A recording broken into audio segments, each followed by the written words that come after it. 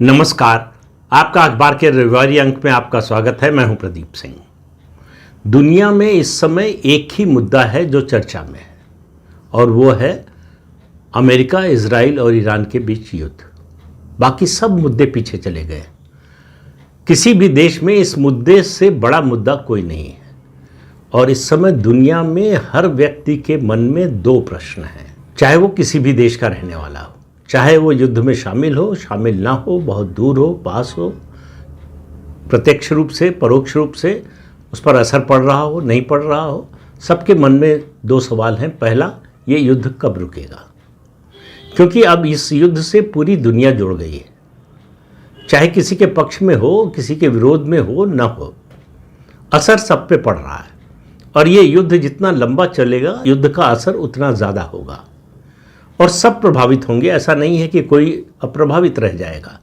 सवाल सिर्फ इतना होगा कि कोई ज़्यादा प्रभावित होगा, कोई थोड़ा कम प्रभावित होगा। तो सवाल ये है कि ये दो प्रश्न क्या है। मैंने कहा एक प्रश्न तो है कि युद्ध कब खत्म होगा। दूसरा प्रश्न क्या है? दूसरा प्रश्न ये है कि इस युद्ध में विजेता कौन होगा। युद्ध कब खत्म होगा, दोनों प्रश्नों के उत्तर इस समय किसी के पास नहीं है। पहले प्रश्न का उत्तर अमेरिका के पास हो सकता है कि युद्ध कब खत्म होगा। जिस दिन अमेरिका के राष्ट्रपति डोनाल्ड ट्रंप ये घोषणा कर देंगे कि हम युद्ध जीत गए और युद्ध से निकल रहे हैं, युद्ध रुक जाएगा। पूरी तरह से नहीं रुकेगा। अमेरिका निकल भी गया तो इजराइल नहीं रुकेगा। क्यों, उसके कारण पर आगे बात करते हैं। लेकिन एक बात यह है कि अमेरिका के राष्ट्रपति डोनाल्ड ट्रंप इस युद्ध को जीतना भी चाहते हैं और इस युद्ध से जल्दी निकलना भी चाहते हैं। तो उनका जो पहला लक्ष्य था रिजीम चेंज का, जब वो युद्ध में घुसे तब उनका पहला लक्ष्य था रिजीम चेंज का। और जो परिस्थितियां थी उसमें उनको लग रहा था कि ये आसान होगा। उनको लग रहा था कि ईरान में अंतः विस्फोट होने वाला है, यानी ईरान इम्प्लोड करने वाला है। उसकी आर्थिक स्थिति खराब है और ख़राब होती जा रही है। जो इस समय रिजीम है वो बहुत अलोकप्रिय है और लोगों में बेचैनी है। कुछ समय पहले जिस तरह से लोग सड़कों पर उतरे थे इस रिजीम के खिलाफ, इससे अमेरिका को लगा था कि अगर वो टॉप मिलिट्री और टॉप पॉलिटिकल लीडरशिप को, तो ये काम आसान हो जाएगा। लेकिन अमेरिका और ख़ास तौर से डोनाल्ड ट्रंप ये भूल गए कि ईरान की विचारधारा क्या है। ईरान की जो राजनीतिक विचारधारा है वो शहादत को महिमा मंडित करती है, मरने वालों पर अफसोस नहीं करती है, कितने लोग मर जाएं इसकी परवाह नहीं करते। ईरान इराक युद्ध के बाद ईरान और ज़्यादा कट्टर हो गया है, कट्टर इस्लाम की ओर और ज़्यादा बढ़ गया है। इन तथ्यों को डोनाल्ड ट्रंप ने नज़रअंदाज किया। दूसरा, ईरान कमज़ोर भले ही हो, ईरान हार नहीं मानेगा, घुटने नहीं टेकेगा। इस बात पर शायद ट्रंप और उनके साथियों ने या उनके जो सलाहकार है उन्होंने विचार नहीं किया। दूसरा, ये युद्ध बाकी युद्धों की तरह नहीं है जिसमें troops on the ground America उतार सके। ईरान की टेरेन ऐसी है, उसका भौगोलिक क्षेत्र का विस्तार इतना ज़्यादा है, मौसम ऐसा है कि ये संभव ही नहीं है और दूरी सबसे बड़ी बाधक है। तो ये लड़ाई हवा में ही होनी है। एयर स्ट्राइक से दुनिया में किसी देश की रिजीम नहीं बदलती, तो इसलिए रिजीम तो नहीं बदली और वो अभी फिलहाल बदलने वाली भी नहीं है। तो इस पर लेखक पत्रकार उत्पल कुमार ने एक विस्तार से लेख लिखा है और उन्होंने ये बातें कही हैं कि अमेरिका जब इस युद्ध में उतरा तो उसने इन बातों का ध्यान नहीं दिया। वो कहते हैं कि तीनों जो देश हैं उनमें से सिर्फ इजराइल है जो स्पष्ट लक्ष्य के साथ इस युद्ध में उतरा। ईरान इस युद्ध में क्यों उतरा, अमेरिका इस युद्ध में क्यों उतरा, इसको लेकर तरह तरह की बातें हैं। अलग अलग वर्ग के विशेषज्ञों की अलग अलग राय है, कोई एक राय नहीं है। लेकिन इजराइल के बारे में ऐसा नहीं है। इजराइल का एम, उसका लक्ष्य शुरू से बिल्कुल स्पष्ट था। उत्पल कुमार लिखते हैं कि इजराइल के लिए ईरान एक और दुश्मन देश नहीं है। ईरान इजराइल के लिए एग्जिस्टेंशियल थ्रेट है, अस्तित्व के लिए उसके खतरा है, इसलिए उसके पास विकल्प नहीं है। और जब अस्तित्व बचाने का सवाल हो तो कोई भी कीमत बड़ी कीमत नहीं होती। इसलिए जो ये बात करते हैं जो लोग कि इजराइल क्या कीमत चुकाएगा, कितनी कीमत चुकानी पड़ेगी, वो उन बातों का कोई मतलब नहीं है। अगर इजराइल बचेगा ही नहीं तो कीमत का प्रश्न ही कहाँ रह जाएगा। तो इजराइल के लिए ये युद्ध उत्पल कुमार कहते हैं कि प्रिवेंटिव है, अपने देश के अस्तित्व को बचाने का। इजराइल का लक्ष्य रिजीम चेंज नहीं है जो अमेरिका का और ट्रंप का लक्ष्य है। यहां दोनों में अंतर है, ये मैं अपनी ओर से कह रहा हूं कि अंतर है। इजराइल का लक्ष्य है ईरान को इतना कमजोर करना, इतना क्रिपल कर देना कि उसकी लड़ने की क्षमता खत्म हो जाए और कई दशक तक वो लड़ने की क्षमता हासिल न कर पाए। और इजराइल में इस बात पर कोई मतभेद नहीं है, चाहे कोई भी पक्ष हो। न्यूक्लियर पावर वाला ईरान इजराइल के लिए सबसे बड़ा खतरा है और इजराइल इसको स्वीकार ही नहीं कर सकता। तो इजराइल ईरान की मिलिट्री पावर, इकोनॉमिक पावर और स्ट्रेटेजिक पावर तीनों को नेस्त नाबूद कर देना चाहता है या इतना कमजोर कर देना चाहता है कि वो फिर उठ ना पाए। और उठ ना पाए का मतलब है कि इजराइल के लिए खतरा ना बन पाए। तो वो कहते हैं कि इजराइल विनाश के जरिए अपनी सुरक्षा का इंतजाम कर रहा है। विनाश किसका? ईरान का। और ईरान की अर्थव्यवस्था, ईरान की मिलिट्री पावर और ईरान की स्ट्रेटेजिक पावर जो है उसके विनाश के जरिए वो ईरान को दशकों पीछे धकेल देना चाहता है। ईरान ने देखा है कि इराक, सीरिया और लीबिया में सत्ता बदलने से, रिजीम चेंज होने से इन देशों में बल्कि इस पूरे क्षेत्र में राजनीतिक अस्थिरता आई और के लिए ज़्यादा बड़ा खतरा बन गया। इसलिए वो रिजीम चेंज के चक्कर में नहीं है। उसने टॉप लीडरशिप को निशाना बनाया और मार दिया, मिलिट्री और political leadership.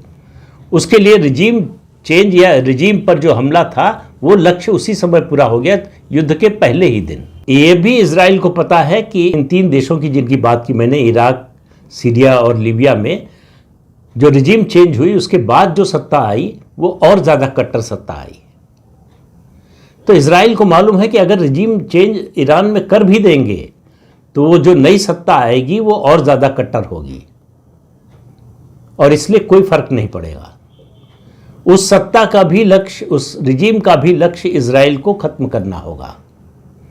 Death to America, death to Israel, ये उनका लक्ष्य है। ईरान का सत्ता कोई हो, रिजीम कोई हो। लेकिन इस सवाल है कि इस युद्ध का अमेरिका पर क्या असर पड़ेगा।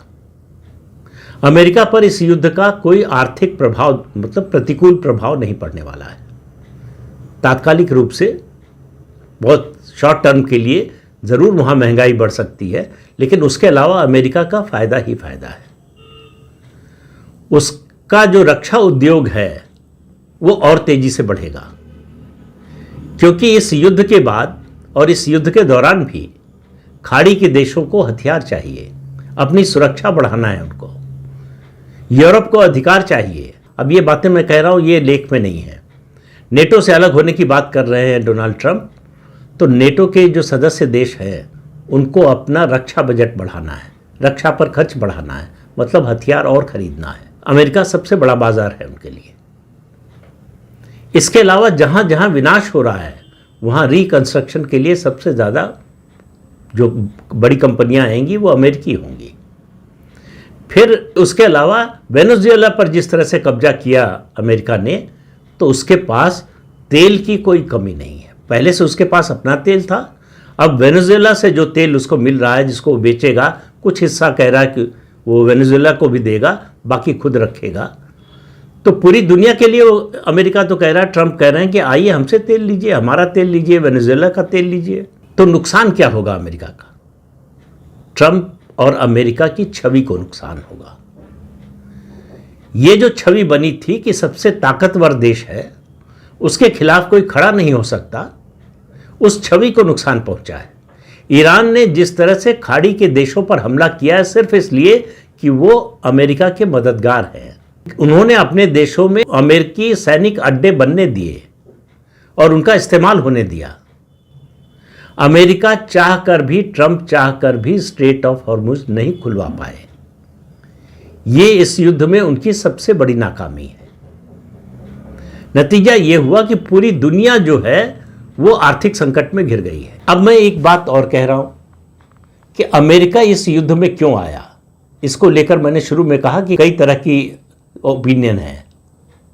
कुछ लोगों का मानना है कि इजराइल ने और नेतन्याहू ने उनको फंसा दिया, गलत जानकारी दे दी।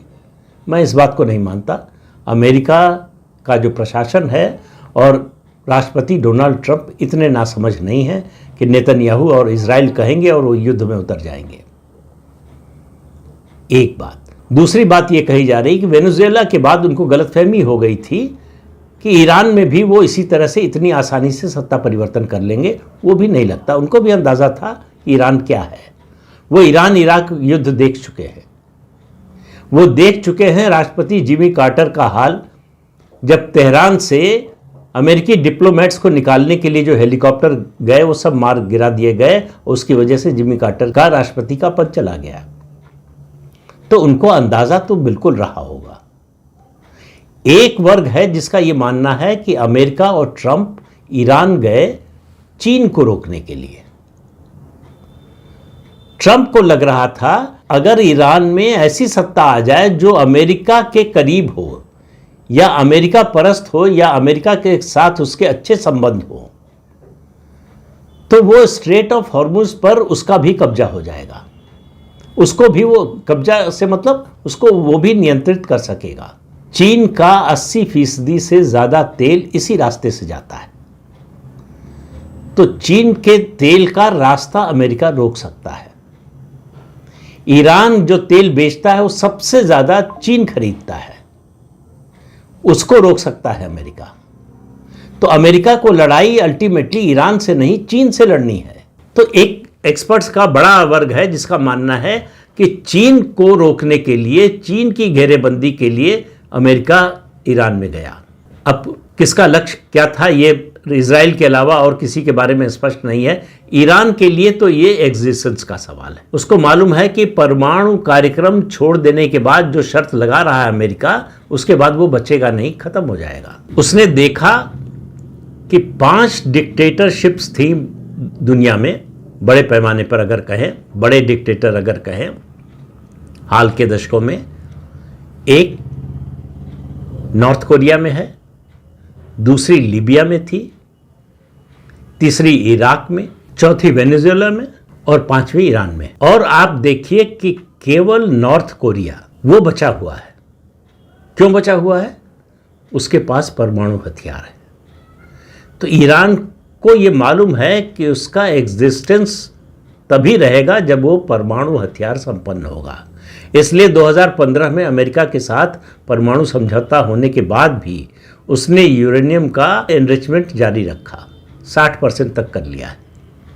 अब वो 60% यूरेनियम कहाँ है ये अमेरिका और इजराइल खोज नहीं पा रहे और खोज पाएंगे भी नहीं, क्योंकि ईरान का टेरेन ऐसा है कि उसमें जो है ग्राउंड फोर्सेस उतारना संभव नहीं है और हवा से हमला करके आप वो यूरेनियम हासिल कर नहीं सकते। इसलिए ट्रंप चाहते थे कि रिजीम चेंज हो। वो यूरेनियम जो है वो ईरान की जो नई सत्ता है वो अमेरिका के हवाले कर दे। वैसा होने नहीं जा रहा है। तो कोई भी समझौता हो, अगर युद्ध रोकने के लिए कोई समझौता होता भी है तो ईरान अपना परमाणु कार्यक्रम रोकने के मुद्दे पर समझौता नहीं करेगा। इसलिए इजराइल और ज़्यादा चाहता है कि ईरान को इस युद्ध में जितना कमज़ोर किया जा सके। उसकी अभी ताकत क्या है? उसकी अभी ताकत है उसकी ड्रोन बनाने और उसका इस्तेमाल करने की क्षमता, बैलिस्टिक मिसाइल की क्षमता, और उसके अलावा हॉर्मुज पर उसने जो नया हथियार बनाया है स्ट्रेट ऑफ हॉर्मुज को कंट्रोल करने का, अब उस पर वो टोल लगाना चाहता है। पूरी दुनिया के तेल के व्यापार को नियंत्रित करना चाहता है या तेल के व्यापार के रास्ते को नियंत्रित करना चाहता है। लेकिन ईरान को मालूम है कि उसका जितना नुकसान हो चुका है, देखिए मैंने पहले वीडियो में भी कहा था कि ईरान से कोई खबर नहीं आ रही है, लेकिन जो अनुमान है विशेषज्ञों का कि ईरान का 70 से 80% जो सिविल इंफ्रास्ट्रक्चर है वो समाप्त हो चुका है। उसके पास बैलिस्टिक मिसाइल्स और ड्रोन का जो उसका भंडार था वो लगातार कम हो रहा है। लेकिन इसके बावजूद वो हार नहीं मानेगा, क्योंकि उसके हार मानने का मतलब है कि ईरान का खात्मा, और यही चाहता है अमेरिका और यही चाहता है इजराइल। इसलिए ये युद्ध अगर रुक भी गया तो पूरी तरह से नहीं रुकेगा। इजराइल ईरान पर अपने हमले जारी रखेगा। इजराइल के हिसाब से उसको जो करना था वो पहले दिन उसने कर दिया कि ईरान की जो मिलिट्री और पॉलिटिकल लीडरशिप थी, टॉप लीडरशिप, उसके 40-50 लोगों को मार दिया। उसके बाद जो सेकंड इन कमांड थे उनको मार दिया, और इजराइल ये करता रहेगा। इसके बाद भी ईरान हार नहीं मानने वाला। उसका बड़ा कारण यह है कि चीन और रूस दोनों उसका समर्थन कर रहे हैं, पीछे से मदद कर रहे हैं, सैटेलाइट इमेज के जरिए और दूसरी इंटेलिजेंस के जरिए उसकी मदद कर रहे हैं। ईरान जो ये प्रिसाइज अटैक कर रहा है उसके पीछे ये चीन और रूस की मदद ही है। अब जो यूरोप के देश हैं, यूक्रेन युद्ध में वो इतना गंवा चुके हैं कि उनकी हिम्मत भी नहीं है इस युद्ध में उतरने की, न वो उतरेंगे। और ट्रंप ने जिस तरह से यूरोप के सारे देशों के शासनाध्यक्षों, राष्ट्राध्यक्षों का अपमान किया है, उसके बाद वो और नहीं उतरने वाले। उन सब की चिंता और दुनिया के बाकी देशों की चिंता है कि स्ट्रेट ऑफ हॉर्मुज खुले। इस युद्ध के रुकने से ज़्यादा उनकी चिंता यह है क्योंकि पूरी दुनिया की अर्थव्यवस्था पर असर पड़ रहा है। अगर ये युद्ध लंबा चला तो पूरी दुनिया की अर्थव्यवस्था मंदी के दौर में चली जाएगी, और यूरोप के देशों की अर्थव्यवस्था पहले से ही खस्ता हो रही थी। ऐसे में ये इतना बड़ा झटका झेलने की स्थिति में नहीं है। तो वो ट्रंप कितना भी कहें, उनको उकसाएं, गाली दें, उनके साथ नहीं जाने वाले। तो ट्रंप को अब अपना लक्ष्य नए सिरे से निर्धारित करना पड़ेगा, और ट्रंप को भी मालूम है कि वो इस युद्ध को लंबा नहीं चला सकते। उनके जो डोमेस्टिक कंपल्शंस हैं उसकी वजह से उन पर दबाव लगातार बढ़ता जाएगा। ये भले ही बहुत से लोग कह रहे हैं कि भाई उनको मालूम है कि सेकंड टर्म है, ये आखिरी है, इसके बाद आना नहीं है, लेकिन इसके बावजूद ट्रंप जो अपनी लेगेसी छोड़कर जाना चाहते हैं उसको उनको भूल जाना पड़ेगा अगर इस युद्ध को लंबा खींचते हैं। वो भले ही कहें कि इससे पहले अमेरिका जो युद्ध लड़ा वो 5 साल, 10 साल, 15 साल, 20 साल लड़ा, लेकिन ट्रंप इस युद्ध को ज़्यादा लंबा खींचने की स्थिति में नहीं है। तो उन्हें युद्ध से निकलना ही पड़ेगा, और युद्ध से निकलने से पहले न तो वो ईरान में रिजीम चेंज कर पाएंगे, न ईरान के परमाणु कार्यक्रम को पूरी तरह से खत्म कर पाएंगे। हालांकि उनकी जो न्यूक्लियर फैसिलिटीज़ हैं उनको काफ़ी हद तक नुकसान पहुंचा दिया है अमेरिका और इजराइल ने। उसकी बैलिस्टिक मिसाइल बनाने और ड्रोन बनाने की जो क्षमता है, जो फैक्ट्रियां हैं, उनको बड़े पैमाने पर तबाह कर दिया है। इसके बावजूद आप देखिए कि ईरान ने अमेरिका के 2 फाइटर जेट गिरा दिए। तो ईरान इजराइल और अमेरिका की मिलिट्री माइट के सामने टिक नहीं सकता, उनसे जीत नहीं सकता। लेकिन अगर ईरान हार नहीं मानता तो यही उसकी जीत होगी, और अमेरिका को जीतने के लिए जीतना पड़ेगा। इन दोनों के बीच में इजराइल अपना दूरगामी लक्ष्य साध रहा है। इजराइल के प्रधानमंत्री नेतन्याहू ने कहा कि हम 45 साल से इस समय का इंतजार कर रहे थे, और वो 45 साल से इस समय का इंतजार ये कर रहे थे कि ईरान को कैसे इतना कमजोर कर दिया जाए कि वो इजराइल के लिए खतरा न रह जाए। अगर ईरान अपना परमाणु कार्यक्रम छोड़ता भी नहीं है तो भी उसको फिर से उसको उसी स्तर पर, युद्ध से पहले वाले स्तर पर लाने के लिए विशेषज्ञों का मानना है कि 10 से 15-20 साल लग सकते हैं। इजराइल के लिए ये समय काफ़ी है नए सिरे से तैयारी करने के लिए। तो इस युद्ध का अंततः विजेता जो है वो इजराइल ही होगा, ऐसा अभी दिखाई दे रहा है, जब तक कि कोई बहुत बड़ा परिवर्तन, बहुत बड़ा कदम अमेरिका नहीं उठा लेता। और वो बड़ा कदम क्या होगा किसी को मालूम नहीं। वो बड़ा कदम अमेरिका उठाएगा कि नहीं ये भी किसी को नहीं मालूम। अमेरिका के 2 जेट गिरने के बाद भी डोनाल्ड ट्रंप कह रहे हैं कि ये कोई बड़ी बात नहीं है, बातचीत चल रही है, हमारी बातचीत जारी रहेगी। ईरान मना कर रहा है, कोई बातचीत नहीं चल रही है। ट्रंप लगातार कह रहे हैं कि बातचीत चल रही है। तो इस युद्ध को लेकर स्पष्टता बिल्कुल नहीं है। ट्रंप जो बोल रहे हैं सच बोल रहे हैं, झूठ बोल रहे हैं, किसी को मालूम नहीं। ईरान से कोई खबर नहीं आ रही है। इजराइल कुछ बोल नहीं रहा, उसको जो करना है चुपचाप कर रहा है। और इजराइल का लक्ष्य सीमित है, वो ईरान को नक्शे से मिटाना नहीं चाहता दुनिया के। वो ईरान में रिजीम चेंज भी नहीं चाहता है, वो सिर्फ ईरान को कमजोर करना चाहता है, इतना कि वो इजराइल के लिए खतरा न रहे। और अपने इस लक्ष्य में वो काफी हद तक सफल हो रहा है।